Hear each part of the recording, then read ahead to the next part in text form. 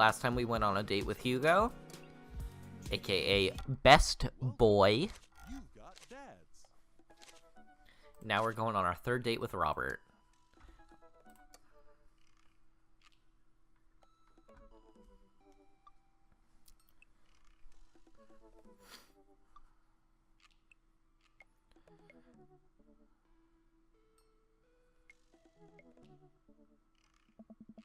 I haven't spoken to Robert since that night we drove off into his thinking spot. He seemed unusually somber then. Like, more so than usual. Like, more so than the usual amount of somber that Robert usually is, which is already a lot. I've been thinking about him and hope he's doing okay. I have been a little reluctant to reach out to him. Jordan. Hey Jordan, guess who's getting their drink on tonight? I take a look at my dad book messages. There's a flurry of them from Robert. Guess. It's you. Also me, but mostly you. Aww. He likes me!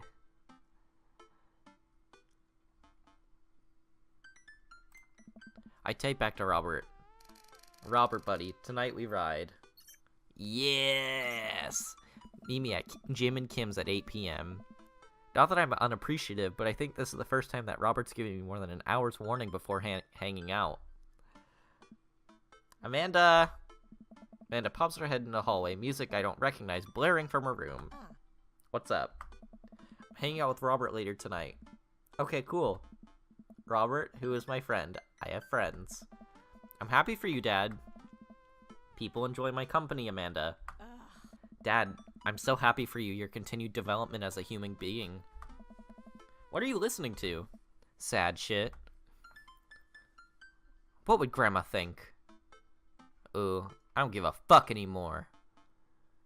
Well, I don't think she cares for the Smiths that much, but I figure if we started her off with the meat and murder, she'd ease her way into it. No, honey, the language. Oh, she'd hate that.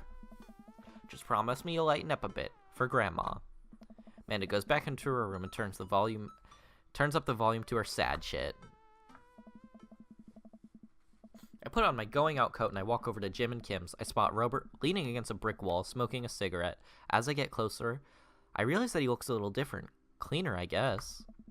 Actually seems like he combed his hair and his clothes are less wrinkled than usual. Hey. Hey. You take a shower just for me? I'm working on my relationship with existence. We both stand there for a second and I don't say anything. Robert finishes his cigarette and abruptly goes inside. I follow him. By the time I get inside, Robert's already at the bar ordering 2 whiskeys. I spot a booth in the back and claim it for us. Robert slides in and hands me a glass. To you. Here's to your continued existence. We clink whiskeys and I watch him sip his, rather than his traditional approach of slamming the whiskey back as possible. So what's the plan for tonight? Hit some other bars, maybe grab some pizza. I think that'll kill some time before we go burn down that old abandoned house in the woods. It's definitely not as fun as if it's abandoned. Mary pops over to the back of the booth, glass of wine in her hand. She punches Robert on the shoulder. Where was my phone call? Sorry, figured you were busy sinking your teeth into some poor sap. I am. He's right here. I look around to the booth and see a guy sitting across from her. He waves meekly. You replacing me with another new kid? Mary, I could never replace you, whether I wanted to or not. Mary leaves her booth and slides next to Robert. The guy she was sitting next to looks mildly relieved. She eyes Robert's clean-pressed clothes up and down suspiciously. What, you got a court date coming up? He looks handsome. I think he cleans up nicely. Ooh, fuck, sorry. Sorry, oop. Ooh. Alright, let me just load up that shit real quick, because apparently we don't compliment people anymore.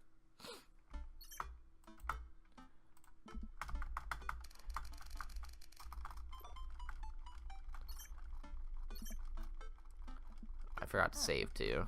My fault. Sorry, guys.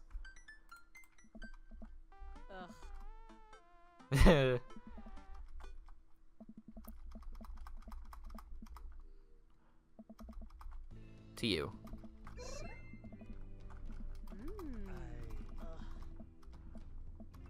I want to do really good on this date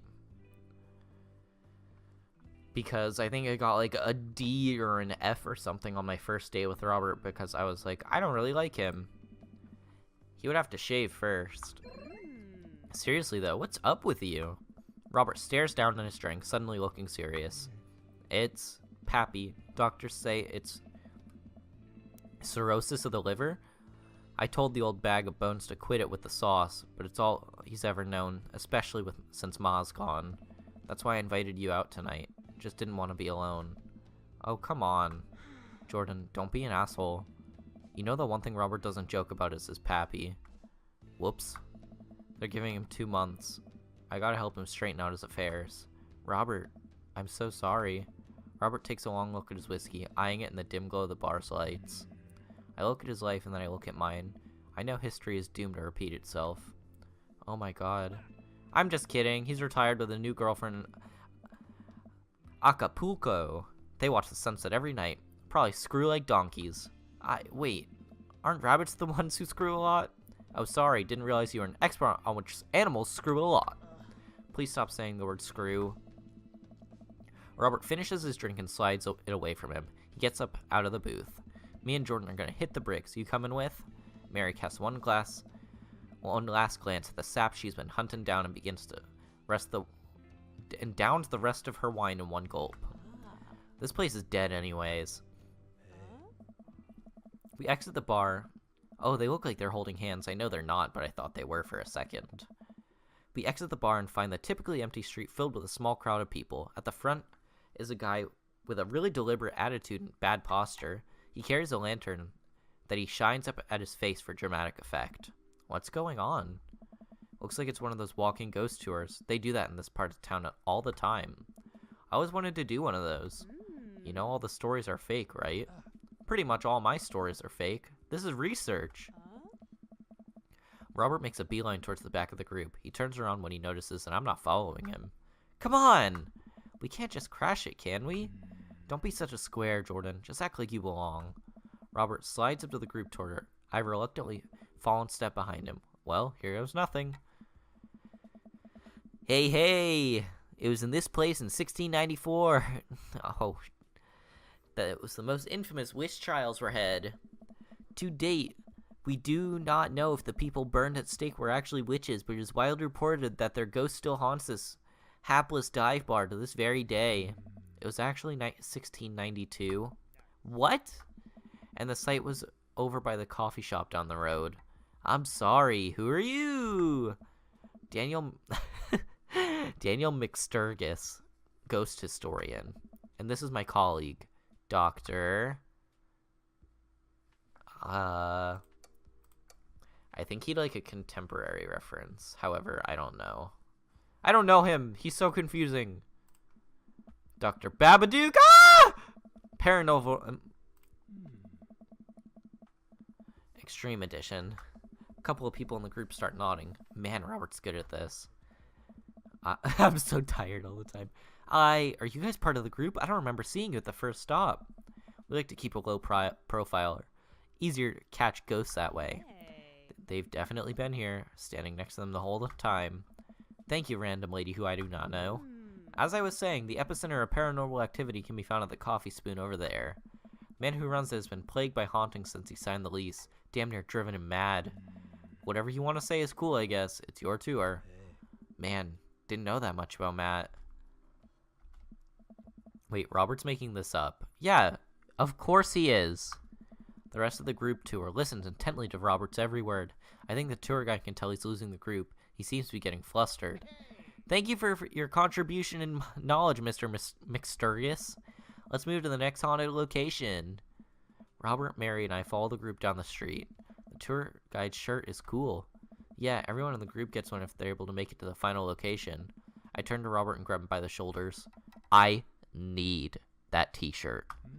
Well, guess we're in this for the long haul then. Just follow my lead. Don't arouse too much suspicion. We'll have cool ghost shirts in no time. Our group arrives at an old, decrepit, colonial-style house. A quick pause in the tour. My name is Quinn, but most people on the ghost tour circuit call me Tour Master Quinn. I'm a DJ, trivia master, and part-time actor. I do private ghost hunting events, birthday parties, MC bar mitzvahs, and perform traditional, vaudevillian mime work. Tour Master Quinn gives out headshots to us all. His resume is on the back. Stage combat experience. Anyway, here's a little bit of history for you all. This was the home of the noted American author Dorothy Pembridge, whose prose is wildly popular in the late 19th century.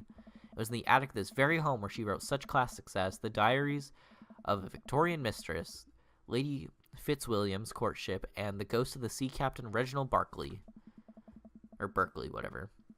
She unfortunately died of consumption shortly after the turn of the century, but several people have reported some nights that you can see a light from the attic, where the ghost of Miss Pembridge continues to work hard on latest bestsellers. I guess you could say she was consumed by her work. I am so sad. No reaction from the crowd. This guy needs to work on his dad jokes. Actually, consumption is the popular cover-up. Little known fact is that it was a murder-suicide. I'm pretty sure she died of consumption. Sure. We definitely didn't hire Stanley Kubrick to elaborately fake the moon landing.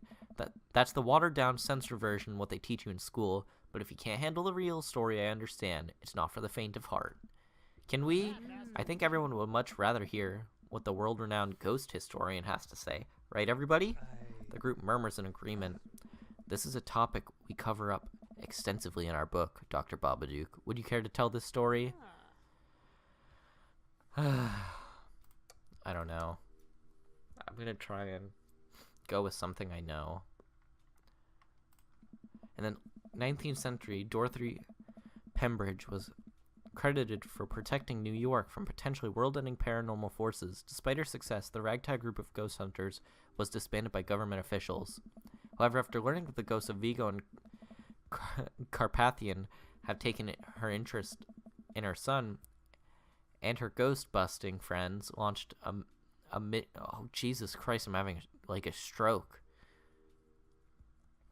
However, after learning that the ghost of Vigo and the Carpathian has taken an interest in her son, her and her ghost-busting friends launched a mission to defeat the ghost and once again save New York City. Hey, isn't that the plot to... Nope, it's not. The tour guide sees this opportunity to take back the group and address us with some razzle-dazzle. Haha, what an interesting story. Now I just want everyone to know that the next location is extremely terrifying. If anyone thinks they can't handle it, feel free to excuse yourselves. Alright, I'm bored. Mary turns to a young guy looking at his phone and taps him on the shoulder. Hey kid, fancy buying a gal a drink? Guy looks at her and smiles. Only if the bar is haunted. Honey, I can show you the most haunted place in town. Oh, honey. I think I could exorcise your demons, if that's what you're looking for. Ooh, don't write checks your dick can't cash, kid. His eyes go wide. Mary salutes me and Robert. She suddenly pulls me into a big hug and murmurs into my ear. When you've known Rob for as long as I have, you know when something's wrong. Keep an eye on for me tonight, okay? Sure, Mary. Good man. Mary pats me on the back and pulls away. She takes the guy's hand and leads him down the street. Take it sleazy, fellas. God help that poor soul. Mary or the kid? Both. Our last stop. This burial ground is such a hotbed for horrifying paranormal activity that I'm not even sure where to begin. There's a wailing ghost of the Wharf Man, the vampire Maple Bay, and the Children of the Moonlight. What about the Dover Ghost? By this point, the tour guide is clearly irritated with us. What about it? Oh, nothing. I just think that it would be a crime to come all this way to the cemetery, the actual origin of one of the New England's most notorious paranormal entities, and then I even mention the infamous Dover Ghost. That's not a real thing. That is absolutely not a real thing. I think someone needs to brush up on their paranormal history. I know tons of paranormal history. I know every ghost story in this area. I can guarantee that there's one you don't know. Robert looks over at me and smiles. Would you folks care to hear the tale of how Babadook and I met? No.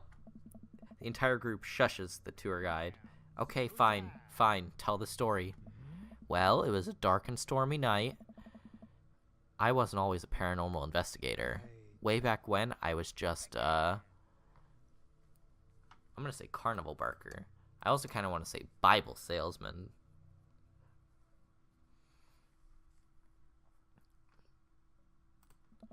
Living free and easy with the circus folk. They were always kind to me, took me in when I was young, but I wanted something more. I happened upon the quiet town of Maple Bay by accident, but little did I know that the city had a dark side. Now, about the same time, I was just starting out as an apprentice to a rather famous ghost hunter who was an old family friend of mine. I carried the equipment, operated the EVP machine, and all that. Wait, yes? Who was the famous ghost hunter? Well, I don't like to name drop, but Georgia Mathers. The tour group gasps. Georgia Mathers? She's a legend. You know her? Knew her. Amazing woman. Died mysteriously. Miss you, Georgie. Anyway, we were in Maple Bay investigating some reports of strange lights and sounds coming from the cemetery late at night. Now, we had been warned by the old crypt keeper that this place was highly dangerous, but Georgia was never one to shy away from an adventure. We camped out in the center of the cemetery for 3 nights straight. We endured your so-called wailing watchmen, wailing ghosts of the wharfmen, whatever. Your stupid vampire was just a teenager in a mask, but the Dover ghost, man, tell him, Babadook. So, there I was, just walking back to the hotel after a long day of, I'm gonna say running the dunk take just to keep my story going. I'd finally worked my way up to the ticket taker to the dunk take technician. I sat on that stand for hours on end and nobody would ever hit the target. Trade secret. It was rigged. We didn't use actual water. Anyway, after a long day of yelling myself hoarse, I found myself walking past this very cemetery. Now, I was never a very superstitious man, but something seemed off. I could hear some sort of commotion happening deep within the graveyard and I felt compelled to investigate. Thank God you did. Georgia and I were conducting a seance in the mausoleum. At first, things were pretty normal, but after an hour, everything went south. Playing back the EVP meter, we were about to hear a single word. Run. The air suddenly went cold. Something was very, very wrong. I just knew we weren't alone. We started to hear this faint, distant scraping noise, like something being dragged across the ground. It got louder and louder until it was deafening, some kind of demented howl. And then I felt it. Something grabbing my ankle. Robert has the whole crowd hook, line, and sinker. You could hear a pin drop. I've only cried twice in my life. Once was the birth of my daughter, the other was when that thing started dragging me. I wasn't sure where it was taking me, but I knew it was no place I wanted to go. I was sure I was going to die. The moment I crossed the gate to the cemetery, I heard this god-awful screeching. I ran into the mausoleum, just in time to see a man being pulled across the floor by God. To this day, the mere thought of it ties my stomach into knots. It looked like a man, but like... I glanced at Robert. Like someone who didn't know what a man was supposed to look like tried to put one together. The arms were too long. The eyes glowed red. It was walking like a shadow. What do I do? What any good person would do. I lunged for... Shoot, what was his fake name again? Oh, fuck, I don't know. Daniel McSturgis, I'm pretty sure.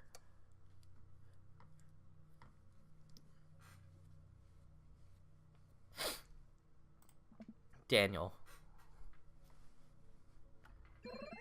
I grabbed his hand and entered into a tug-of-war with the most holiest of forces. I thought I was going to be torn in half, but I had God on my side. The pocket Bible I always kept on me fell out of my shirt pocket, and to this day I remember what passion it opened up to. I have no fucking idea. I have no idea about anything Bible-related. I know Leviticus and Revelations are real ones, but I don't know if these two are. And if thy obligation be a meat offering, oh.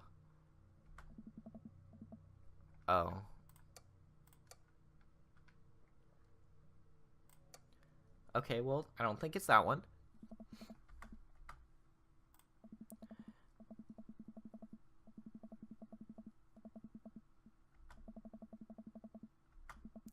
With a horrifying growl, the entity finally relented. Daniel and I collapsed on the ground, exhausted. We were both covered in blood. Oh, Master Quinn's glasses are gone again. That damn creature crawled into my chest, got me real good. Had to get 16 stitches. Robert pulled down... Ooh, wow. Robert pulls down the collar of his shirt to reveal a long, wicked scar across his pecs. And that's how I got this scar. I followed Georgia Mathers to the end of the earth. We faced exorcisms, demons, poltergeists, threw our equipment across the room. But I had never seen Georgia so scared. She was never the same after that, and neither was I.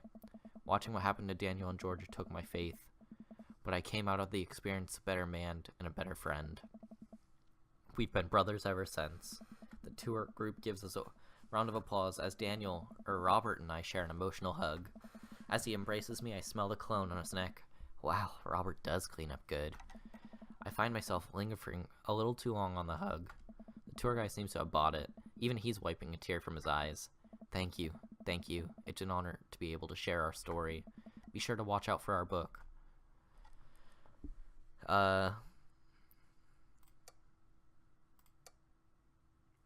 Paranormal Excursion.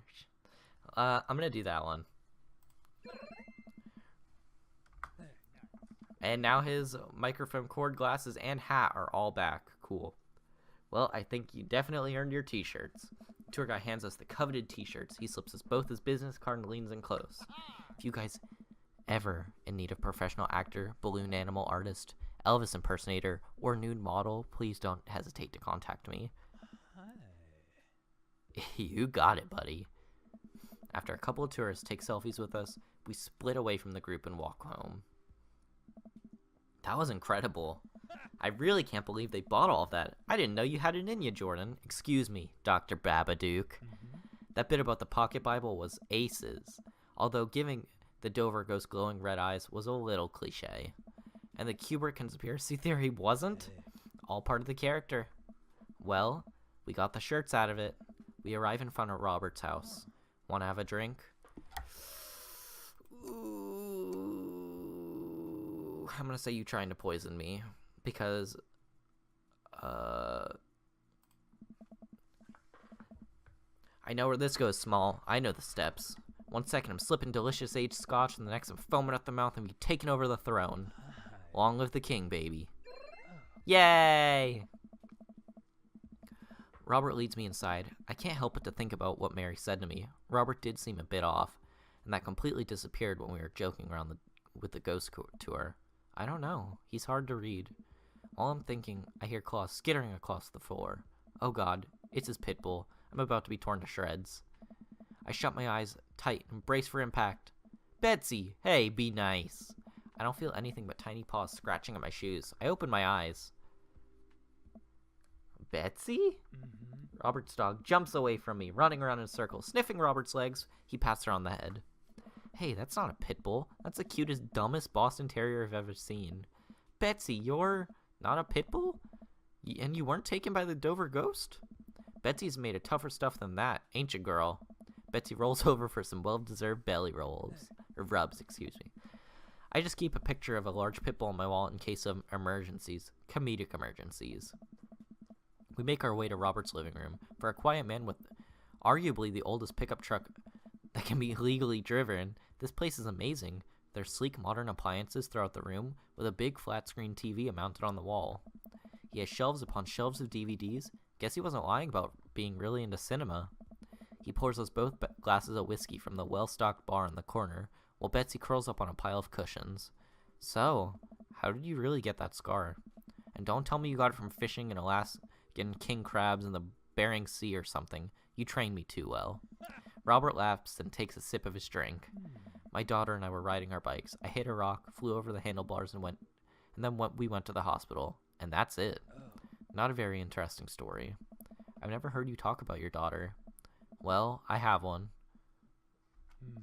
That's her. He points to a picture on the wall of a very serious girl with dark eyes. Yep, that's definitely Robert's daughter. How old is she? 25? 26? Not too sure. Does she live around here? No. Val lives back home in Brooklyn. Works at some new media online magazine thing. Makes buckets, though. He suddenly seems really serious. I probably shouldn't press him about it. You like Santana? I don't know what that is off the top of my head. I don't know if that's an alcohol or what. But I'm gonna say yes. Great. Robert puts on Santana and then takes a seat on the couch next to me. Oh, it's a record. He suddenly downs his drink in one gulp. Hey, are you alright? Robert leans in and kisses me, the taste of whiskey burning my lips. I'm surprised at first, but slowly relax into his arm. He pulls away slightly, his lips barely brushing against my mouth. I am now. I can't say anything, at best managing a sigh. Robert leans in again, kissing me harder. He pulls my bottom lip between his teeth and bites lightly, sliding a hand down my shirt. My heart pounds in my chest as he lies us both down on the couch. He kisses a trail down my neck, his teeth grazing my skin. I just wait. It's not that. Robert bites down and I have to stifle a moan. Stop. Robert stiffens up and pulls away. No biting? No, I'm more than okay with that. Something's up. Robert runs a hand through his hair and looks away. I'm fine. I've just been kind of stressed out. Tired. Not a big deal. I'm actually going to push it, because if you want to raw me, you can talk to me on an emotional level. Listen, I want this as badly as you do, but I know something's wrong. I need to make sure that you're okay. Robert stares at the ground. You don't know me that well, Jordan. I'm not a good person. He takes a deep breath. I spent my whole life only taking and taking and taking. Now here I am, an old broken man sitting on top of a pile of everything I've ever taken, alone. But I want you to know. I want to know you. You don't have to keep hiding behind fake stories and acting like you don't have feelings. I don't know. He sighs heavily. It's Val. She's visiting tomorrow. She wants to patch things up. Are you, I'm sorry, but is this a bit? No. When was the last time you saw her? 3, 4, I think. Months? Years. Huh. I sit up straight. Jesus, Robert, what happened between you two? I don't want to talk about it. Robert and I sit in silence, neither of us wanting to look at each other, both of us unsure what to do next. Fine. Things were already bad between us. I cared about her. I always did. Things just got in the way, and before I knew it, she was leaving for college, wanting nothing to do with me. Marilyn and I had moved out here to settle down. We thought it would help to get away from all the distractions, all the money, the drinking. But temptation gets to you. I tried to be better, but I just couldn't. And then the accident changed everything. I think every day about how she must have died hating me. I never became the better man she wanted me to be, the one she always saw in me. She was the last thread Val and I had connecting us together. I didn't know when I lost my wife I was going to lose my daughter too. Robert, I spent so much time chasing after things I thought were going to make me happy that I ruined the only real chance at happiness. Now my wife is dead and my daughter hates me. Then I convinced myself that this, he gestures vaguely in my direction, was going to make me happy. Why do I even try anymore? I'm so sorry. I know how hard it is to... No, you don't. How could you possibly know what that feels? You did everything right. Your daughter loves you. You're a good person. I was a terrible husband, and I'm an even worse father. I have no idea why she's even bothering to contact me now. I know I'm just gonna fuck it up like I always do. I'm broken. I shouldn't even go. Robert puts his head in his hands. This is intense. I'm gonna tell him what he needs to hear.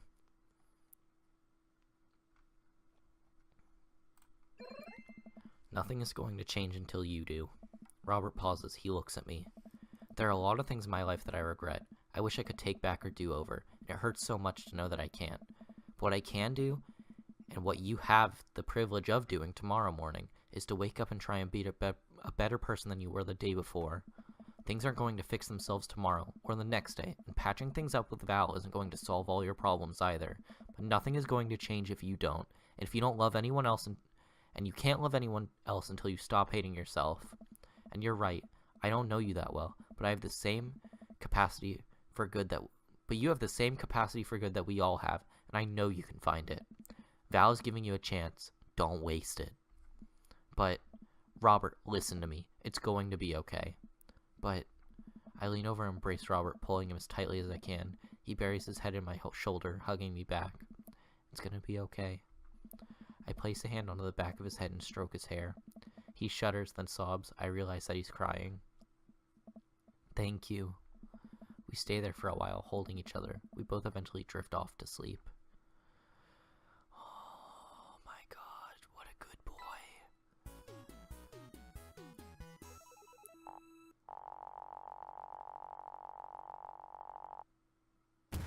You're a straight shooter. I like that. Oh, what a good boy.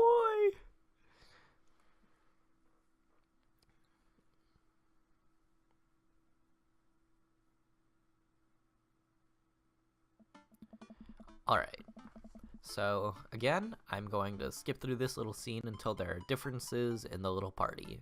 So I will see you guys in a minute. I'm going to college. Same thing. Look, I know you're not old enough to drink, right? And I know you're smart enough not to drink until you're of legal age. Uh-huh. But hypothetically, if you were to drink, I'd behoove you to drink a glass of water between rounds. Got it. Hypothetically. And if you wake up with a headache, all you gotta do is take a jar of pickles and drink the pickle juice. You're gonna be fine. What's going on here?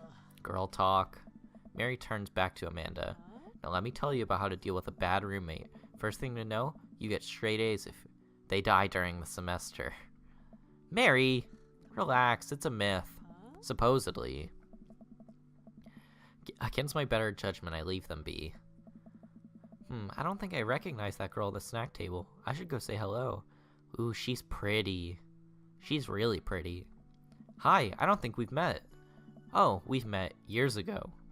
And I'm here for my revenge. You're Robert's kid, aren't you? Spot on. I guess that makes you Jordan, huh?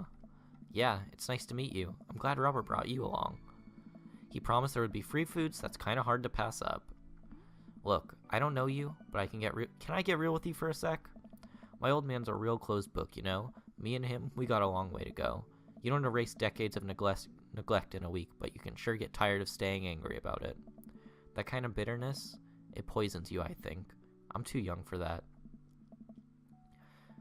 Anyway, lately he's been better, a lot better.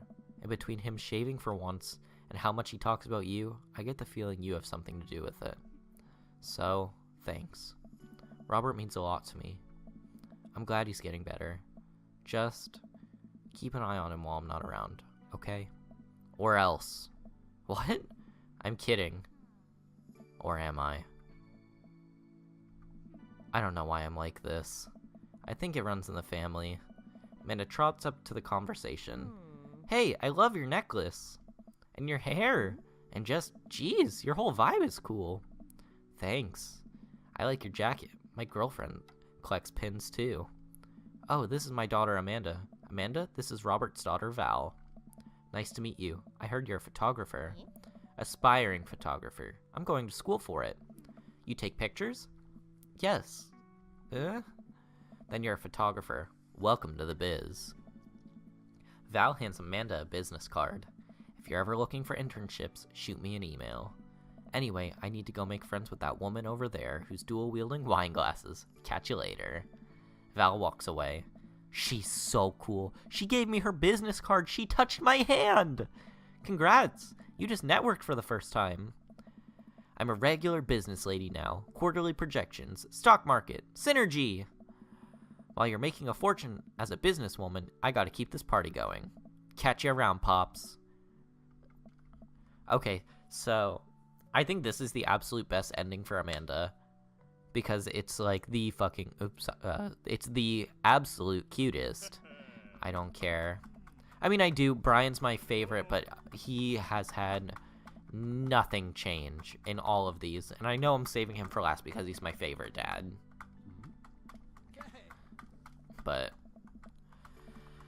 they argue about cake and who is eating it all. The absolute worst dad who says the same dumb bullshit every time. One of my absolute favorite dads. Yeah, okay. Excuse me. Okay. Oh. Hey. I don't like Matt either. Damien's cool, but... Alright, so here's the little scene with Amanda giving me...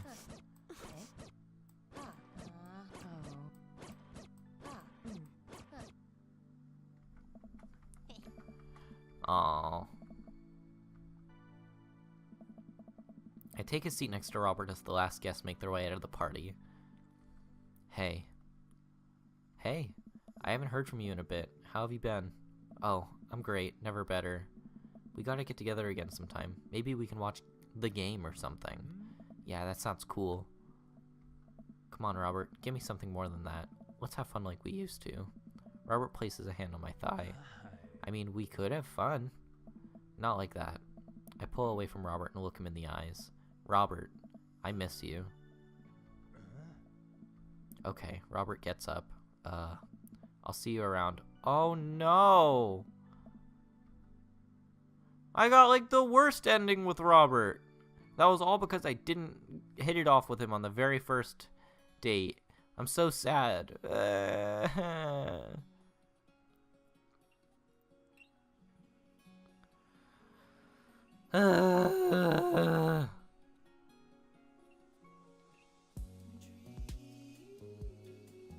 And I mean, I could go back and, like, just play it all and get the good date, but no. And I thought because Val was there and she's like, oh, he's doing so much better. Ugh. Well, I got, like, probably the worst ending you can get with Robert. So, next time, hopefully, we'll have a great ending with Best Dad, aka Ginger Bear Dad. So, I love you guys, and I hope you have a great rest of your day. Oh, that's funny, when they, when you get the little postcards, their faces, like, become, like, their actual sprite picture instead of this, like, filtered color. So you can tell which dads I failed! But anyways, thank you guys for watching this episode. I love you guys, and next time we're going on our final date with Ginger Bear Dad, aka Best Dad. So I will see you guys later. Bye!